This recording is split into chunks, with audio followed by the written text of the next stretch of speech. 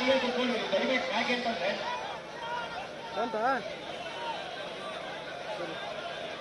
ನಾವೆಲ್ಲ ಒಟ್ಟಿಗೆ ಬರ್ಬೇಕಾದ್ರೆ ನನ್ನನ್ನ ಅರೆಸ್ಟ್ ಸ್ಟೇಷನ್ ಕರ್ಕೊಂಡಿದ್ರು.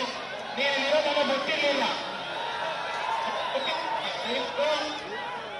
ಗ್ರೌಂಡ್ ಕರ್ಕೊಂಡು ಆ ವಿಡಿಯೋ ನೋಡಿದ ತಕ್ಷಣ ನಾನು ಒಂದು ರಿಕ್ವೆಸ್ಟ್ ಮಾಡಿದೆ, ಪೊಲೀಸ್ ಸೆಕ್ಯೂರಿಟಿ ನಾವೇ ನಿಮಗೆ ಸೆಕ್ಯೂರಿಟಿ ಕೊಡ್ತೀವಿ.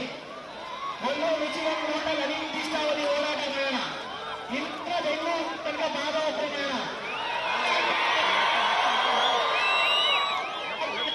ಇದೇ ಚುಬ್ಳಿ ಸರ್ಕಲ್ಗೆ ಮಾನ್ಯ ಸಿದ್ದರಾಮಯ್ಯ ಅವರು ಬರಬೇಕು. ಅಲ್ಲಿ ತನಕ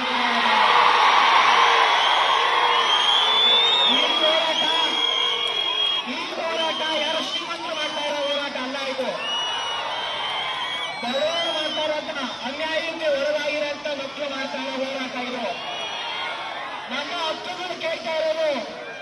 ನೇಮಕದಲ್ಲಿ ನನಗೊಂದು ಜಾಬ್ ಕೊಡಿ ಡೈರೆಕ್ಟ್ ಅಂತ ಯಾರು ಕೊಡೋಲ್ಲ. ನೋಟಿಫಿಕೇಶನ್ ಮಾಡಿ ಕೆಪಾಸಿಟಿ ನಿಮಗೆ.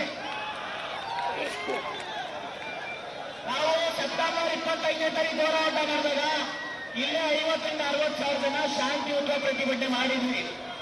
ಇವತ್ತು ಇದೆ ಸರ್ಕಾರ ಅತ್ಯಂತ ಕೆಲಸ ಮಾಡಿದೆ. ಪೊಲೀಸ್ ಇಲಾಖೆಯಲ್ಲಿ ಸುಮಾರು 2-3 ಸಾವಿರ ಜನ ಪೊಲೀಸ್ ಬಂದಿರೋದು. ಇಲ್ಲಿ 50ರಿಂದ 1 ಲಕ್ಷ ಜನ ಸ್ಟೂಡೆಂಟ್ಸ್ ಇದ್ದಾರೆ.